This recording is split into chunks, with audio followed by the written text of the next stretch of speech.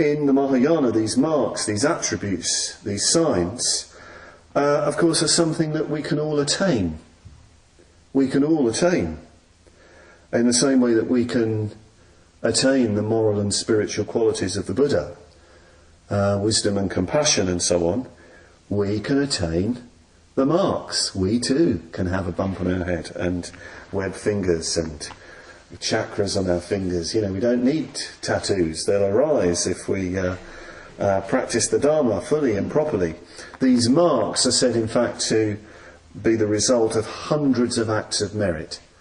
So each particular mark is associated with hundreds of particular virtuous acts done over many, many centuries. So you have here the notion of the Buddha's body being a kind of, well, yes, this merit body again. We're back to this idea of merit. And in the Lankavatara Sutra, they even talk about the merit Buddha, the Buddha who is the result of previous actions, the merit body, if you like, a kind of punya-kaya. This is the kind of glorious body of the Buddha. And, you know, this isn't, and it does eventually get associated not so much with the physical body, but it's more to do with the Sambhogakaya, the archetypal body of the Buddha. That's quite a technical discussion. It's a sort of spiritual body that you're building up. And there is, I think, this is quite a powerful way of, I find, quite an interesting, powerful way of thinking about our spiritual life. That through our practice we're building up another body. You know, not in some other place or something like that. But what is the body, for example, in meditation? Okay, you've got your physical body, but supposing you get deeply into your meditation. Let's say you're deeply absorbed in metta bhavana, you know, and there really is love there. Well, it's not your physical body in the gross sense anymore that you're experiencing. You're still experiencing yourself as a subject and as an object.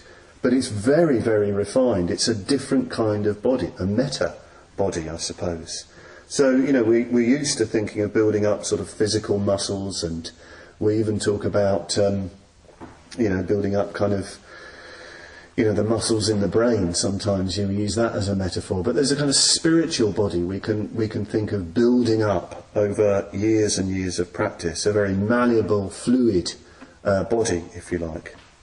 This is, of course, a metaphor, a way of talking.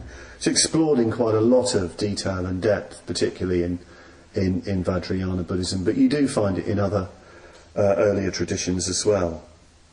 Yeah, it's a little bit of an aside. So in presenting this discussion of how you see the Buddha, do you see him in terms of marks at this point?